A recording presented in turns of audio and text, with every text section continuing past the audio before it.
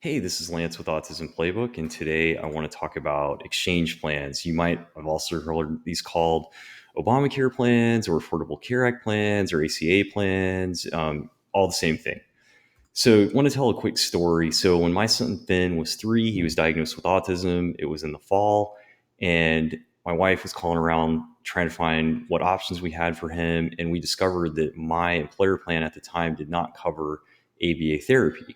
And Finn was going to need quite a bit of that. And so we didn't know what to do, but there was one full service clinic in the area, and they said, hey, no fear.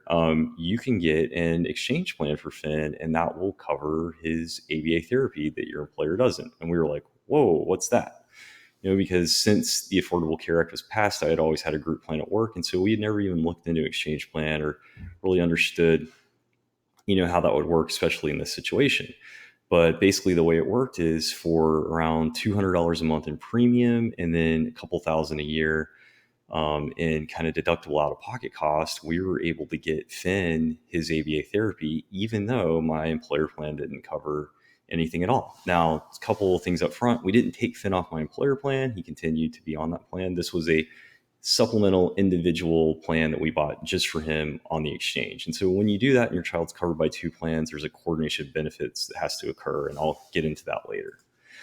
Just to dive in. So to kind of understand how state mandates work, because this is important. So almost every state has what they call a mandate for mental health or whatever that covers autism care for children or ABA therapy for children.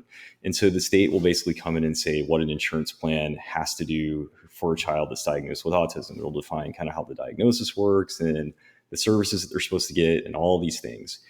But if your employer is a small company, and that's usually defined as having less than 50 full-time positions, or if your employer is self-insured, which typically kind of mid-sized, larger companies might participate in a self-insurance program, then in many states, or those type of employers are exempt from having to follow the mandate. And again, I'm overgeneralizing here, but this is just kind of how it works. So if you're in a state, and let's say your child is diagnosed with autism and they need 35 hours a week of ABA therapy, but your employer is not subject to the mandate because they're either a small business or self-insured, and they graciously cover 20 hours a week. Because again, just because an employer isn't subject to the mandate, many employers still cover ABA therapy, even though they're not required to by the state, because they want to provide that benefit for their employees. It's a great thing. So let's say in this situation, your child needs 35 hours, your employer isn't subject to the mandate, but they cover 20 hours. What do you do with that 15-hour delta? And that's where an exchange plan can really come in and help you, because exchange plans are typically subject to the mandate. They don't have a choice. And so they have to follow it. And so you can go in and buy this supplemental plan for your child on the exchange. Now let's talk a little bit about cost, because once I kind of get people over that first hurdle that, hey, you actually don't have to change jobs, you actually don't have to move potentially if your state exchange has a plan that applies, then it's okay, what is this going to cost me? And so again, in my example, from what I've seen, these plans are going to run $200 to $300 a month. Now, other states it could be more, it could be less. I'm not sure. If your income is under a certain level, also that premium could be subsidized. So that's assuming no subsidy. So if you think about that, if your various options are like, one, again, change jobs or move, that can be very burdensome, disruptive, especially if you have a child with autism, especially if you like your job and like where you live. You don't want to do that. So then you kind of look and you can say, okay, I could pay this $200 to $300 a month, and maybe a couple thousand out of pocket, which isn't fun, but might be way better than your other option of, paying out of pocket completely, not having this other plan, or even, not getting your child the required amount of therapy or the necessary therapy that has been recommended for them, because that can be very costly in the long run. And so, you kind of compare all these options, and getting an exchange plan, if there is one available that works for you, can be your cheapest option, especially in the long run. Next, the question I get often is, okay, so my child's still on my work plan, and now I've got this other plan for my specific child with autism. am I going to be paying two deductibles? As a general statement, again, this is too complicated to just, put all the scenarios out here in one presentation.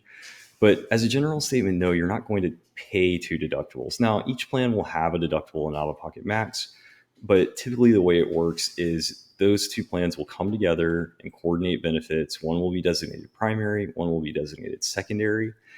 And then when a claim is submitted, it'll go to the primary plan. They'll look at it, they'll apply it to their deductible, their out of pocket max. They'll tell you what your responsibilities after that. Then your provider will submit that EOB and the claim to the second plan. They'll run it against their deductible, their out of pocket, their coinsurance, all that. And so while both plans have a deductible, as a general statement, you're not going to be paying the amount of that deductible for both plans.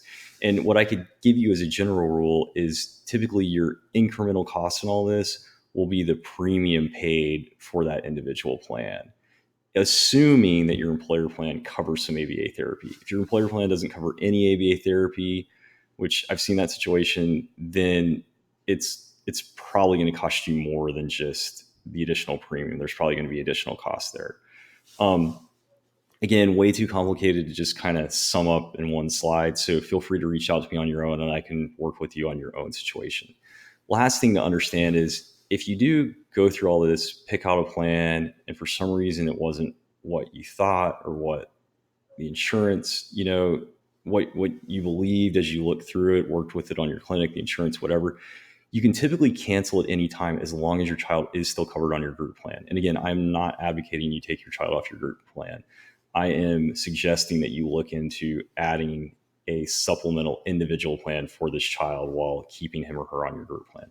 And so as long as your child is still on your group plan, i.e. covered somewhere, you can typically cancel one of these individual exchange plans with 2 weeks notice through healthcare.gov. So last, if you do decide that you want to go down this path, and again, if your employer isn't covering enough or your situation isn't covering enough, I highly recommend that you look into this. First thing you want to do is verify with the clinic. Ideally, your clinic already has a relationship with the company or companies that are on the exchange, and they can tell you, like, yes, we take these 3 or 4 plans, and we've worked with them, and they can verify with you that you can get the hours in the care that your child needs. That's ideal. If your clinic doesn't have a relationship, there's another clinic in your area that does, you might talk to them, or you can get your clinic in the plan to start talking. You make some phone calls to your clinic, to the plan, whatever, have those conversations and figure out if this feels like it's going to work.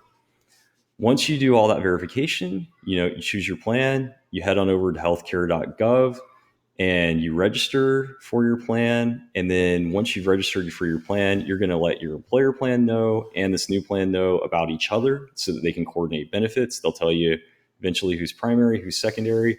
Once you know that, you want to inform all of your providers, anybody that's going to bill your child's insurance. My child now has these 2 plans. This one's primary, this one's secondary, and that can avoid a bunch of headache for them and for you in the billing process. And in addition, if you have 2 plans that are covering the same thing, it can save you money with them getting that right. And then last, pay for your premium every month, use your plan, and cancel if necessary.